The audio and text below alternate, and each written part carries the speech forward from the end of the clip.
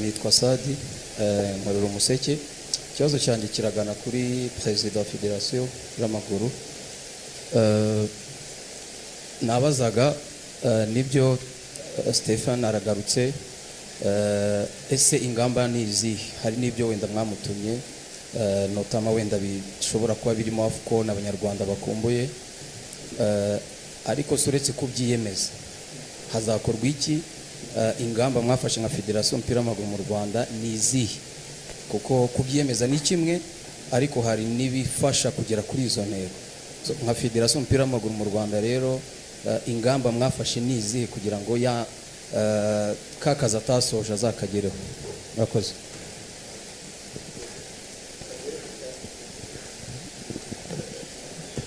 Nakoze.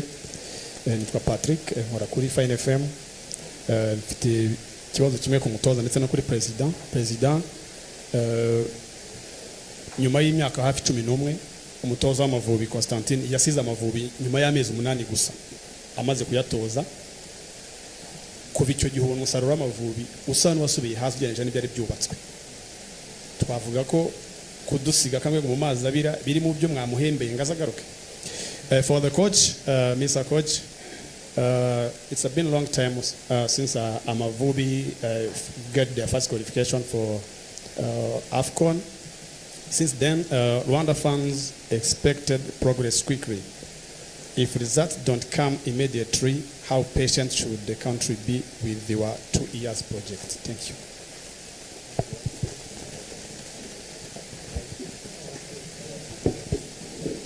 Yes, nitwa Gakuwa Felix Abdul-Jabbar, Morera Isango Star. Monsieur le Président, Constantine arahari yahawe inshingano zo kujyana u Rwanda muri AFCON for the second time. Agira ngo mbabaze mwebwe, how confident are you? Mubona u Rwanda rufite squad ifite ubwo bushobozi bwo kuba yajya muri CAN? Then my question goes to the coach. Welcome back first of all. You've been given the task of taking Rwanda for the second time. How confident are you with the squad that you're going to make it, as you say that you have unfinished business that you want to complete? Thank you.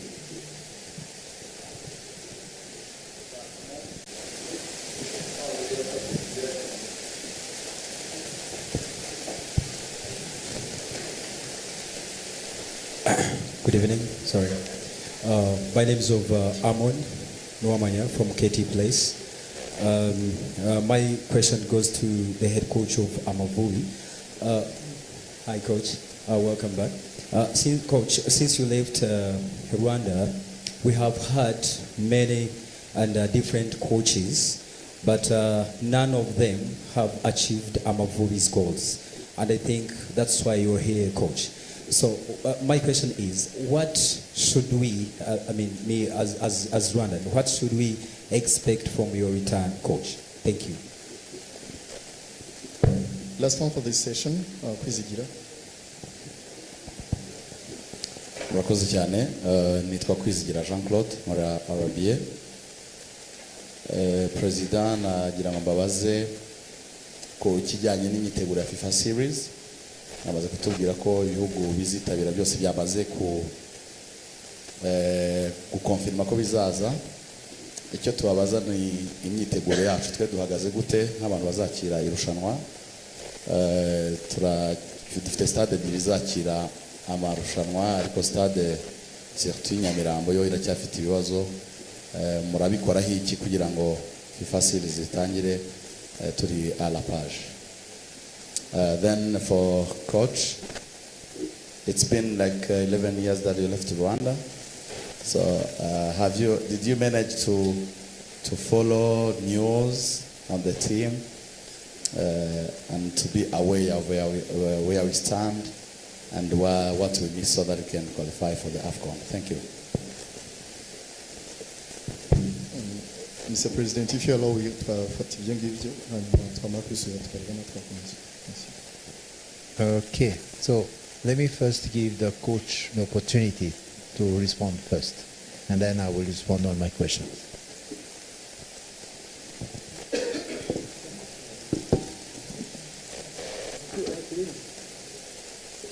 Okay.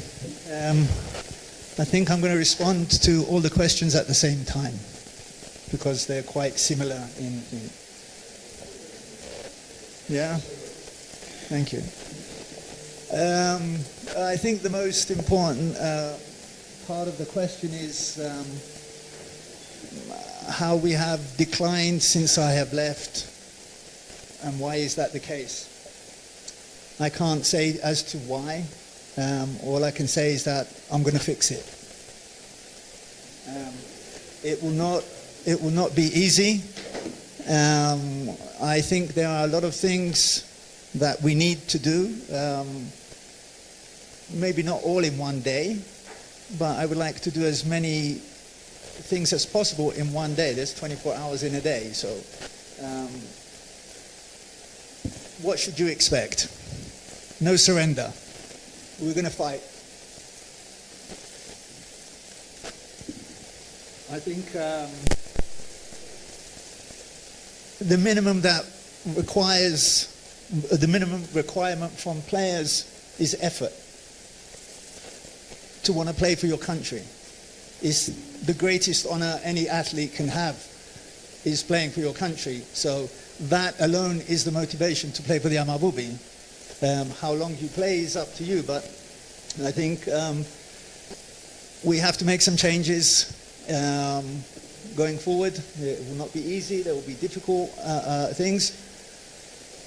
We need to prepare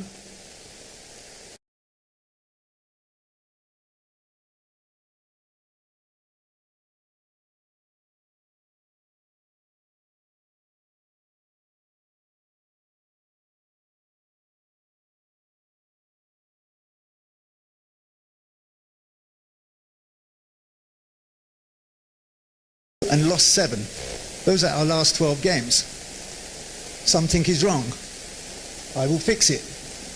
It will not be in one day or 2 games or 4 games. But you will see from day one a better team, more effort than we have had in the last 10 or 12 games. That I can promise you. I think I've answered the question. Thank you. So I think some of the question was there. How confident are you? For me, I trust. The question of confidence is on him. So if he say he's confident, I have to be. So there's no doubt. I'm not a coach, I'm the president. So I need to follow some technical advice from the coaches and technical staff. But as you say, we don't have to surrender. We need to fight until we get there.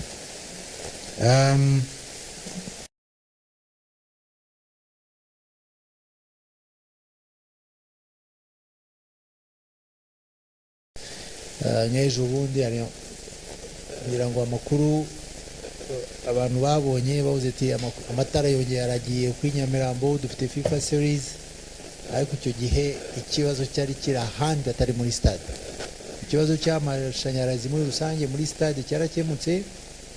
Muri match iheruka aperi kina ikibazo cyabaye outside the stadium, yabaye kuri transfer hanze, hari za feasible zahiye kandi zialimenta hariya. So we are going to do a recheck n'ababishinzwe kugira ngo ikibazo cy'amashanyarazi kitazongera kuba gihari.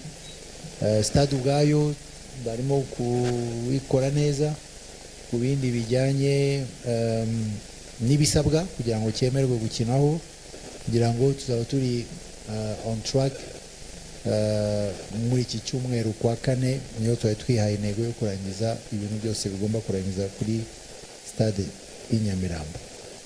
So Amoni yasabye expectation ya coach, yamubwiye Patrick arivuga yadusize mu mazi abira, ariko hari igihe twibaza se ayo mazi ni bande bayabijije.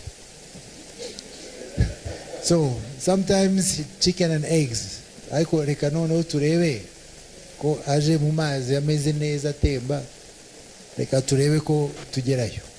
So ntabwo wajya kwibaza ibyinshi, it's a contractual way, ariko ntabwo byadusubiza inyuma. Icyo tureba nuko ari fact. Niba umuntu yadusize tugeze ku mwanya wa 64 kuri ranking y'isi twaje gusubira inyuma tujya. So there's a question which is easy for us. At least hari icyo yakoze, ubundi tugomba kureba niba yakongera akabikora kurushaho. Natwe ubwacu Sadi abivuze, ingamba zirahari, ibifasha kugera ku ntego nabyo birahari. Tuzagenda twagura, isi yaragutse nawe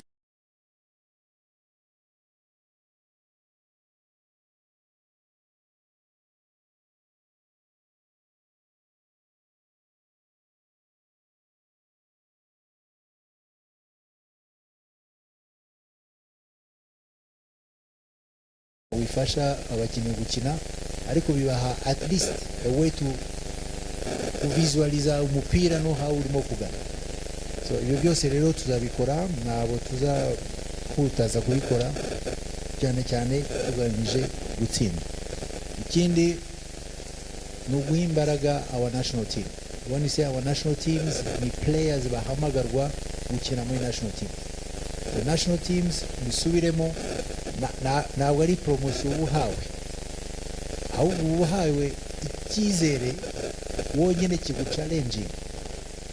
That means you need to raise icyo cyizere igihugu kiba cyakugiriye ku gundi rwego, cyane cyane ibyo ndabivuga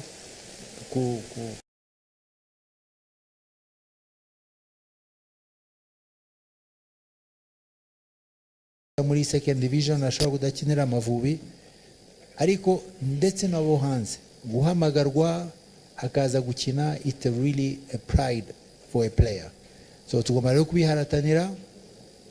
Ejo twaganiraga na coach, icyo arigiye abantu bakenye mbisoma kuri social media, nta muntu urabimbwira ati no dufite abakinnyi bashaje. None baransubiza, ndamubaza se wowe ubyumva gute? Ati imyaka ni mu mutwe. Ati uyu munsi ugiye gufata Messi na Ronaldo, abantu bose birirwa bavuga ku isi bafite imyaka ingahe? They are not 21 years old. So ni abantu bafite imyaka myinshi, ariko uko akora, endurance aba afite na discipline ye niyo yonyine imubwira ati hagarika, komeza. As long as we have people with good discipline bashobora gutanga umusaruro, imyaka ntabwo ari ngombwa cyane. Ariko n'abakiri batoya nabo turashiramo imbaraga nyinshi. Icyo tutavuze cyangwa se sinzi ko twabiganiriyeho, arakora senior team, but also he will coach the U23. Bivuze ko niba hari way yo gukora a development bridge, uvana umwana ufite imyaka 20 ushoboye ushobora guhita ajya muri senior team, azaba afite bombi arimo kubareba. So this is a very good deal for us. Turibaza neza ko nabyo bizatanga umusaruro wo kuzamura abakiri batoya. Nyawe ibyo niyo byari ibibazo. The first round, if any, another round please. Okay.